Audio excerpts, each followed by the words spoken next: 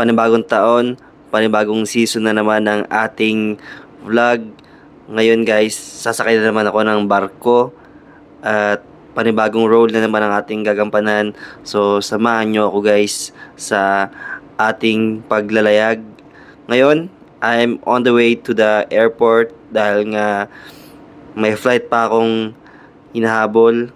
At nakarating na nga agad tayo dito sa NAIA Terminal 3. So dito na bago guys yung mga international flights. And syempre mag-check-in muna tayo ng ating luggages. For our today's vlog guys, it's all about traveling and traveling dahil nga sobrang layo ng ating babiyahihin ngayon from Philippines going to Brazil. So we have three connection flights. So first is from Philippines going to Doha, Qatar. Then from Doha, Qatar going to Brazil. So both of that flights guys are almost 14 hours up. And after that we have a local flight from Sao Paulo going to Manaus, which is our final destination.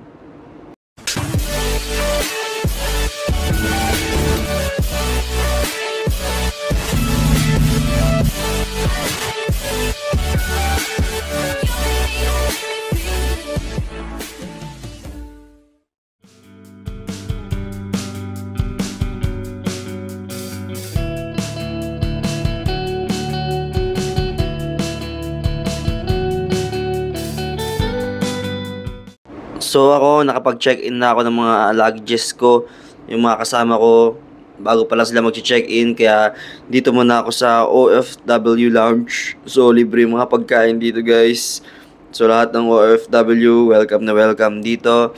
And after that, boarding na rin kami guys. So this is it!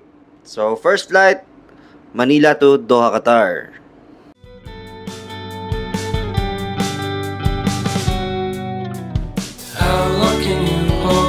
Until your breath fall.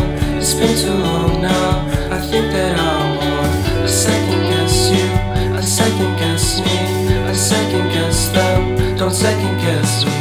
Live in the moment, cause we are so free. And in this moment, life is like a dream. Live in the moment, cause we are so free. And in this moment, life is like a dream. So come a little closer, but don't hold your breath.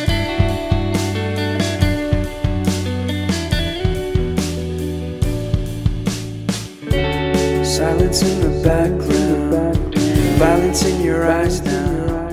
Remember that. Ganito pala yung pagkain sa aeroplano. Sample meal lang to guys, pero di ko na nabuksan, pero sobrang sarap niya naman guys. And humingi pa nga ako ng extra. And ayun, ang flight namin is almost 16 hours. So, from Manila to Doha, 14 to 16 hours, ganyan.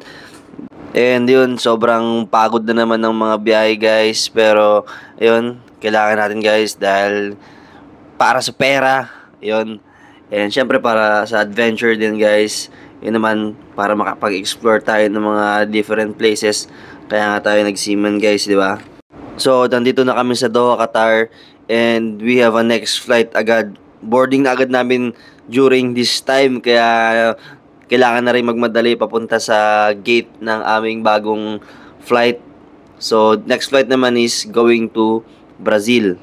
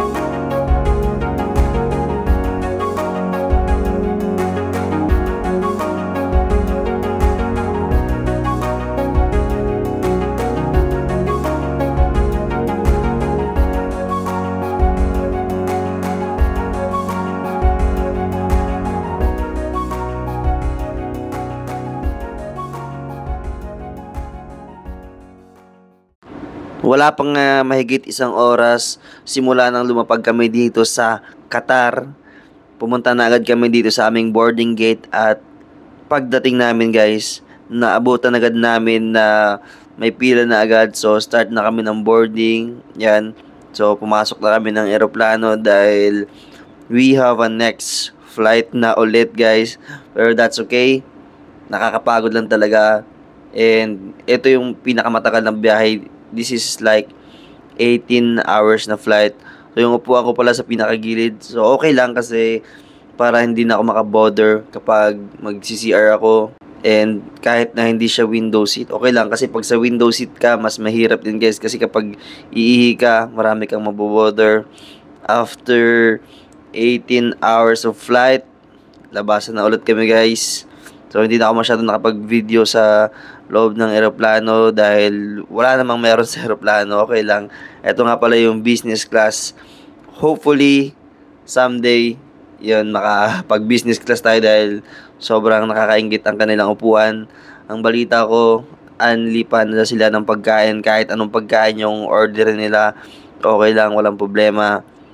So, dito naman sa Brazil, first, ang gagawin namin ay sa immigration.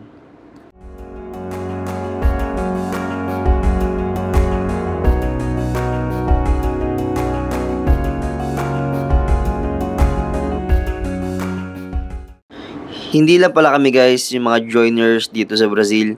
Marami rin pala dito guys, may mga listahan ng mga pangalan ng mga barko kung saan sila magjo-join. At nandyan din yung sa amin, if Guinea S. Yan, kinuha ko na guys.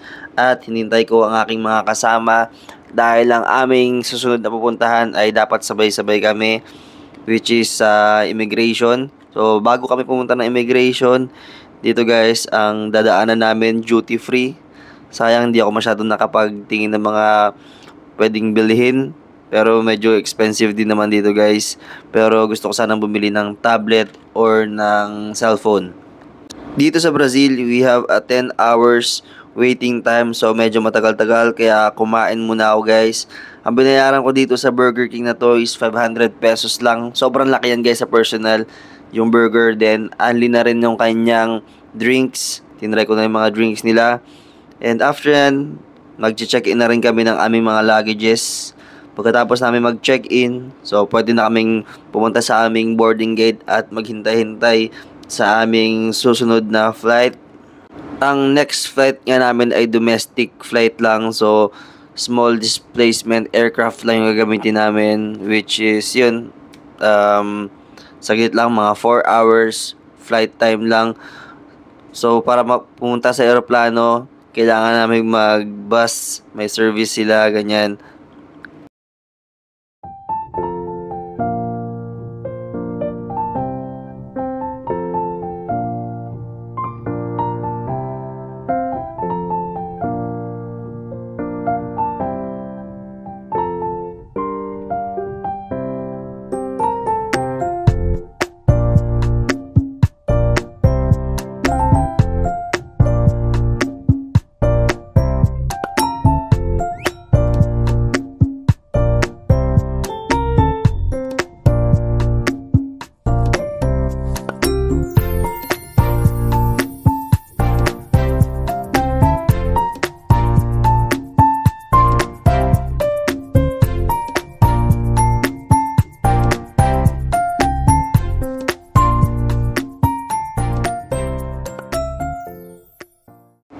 After 4 hours of flight, we just arrived in Manaus, Brazil.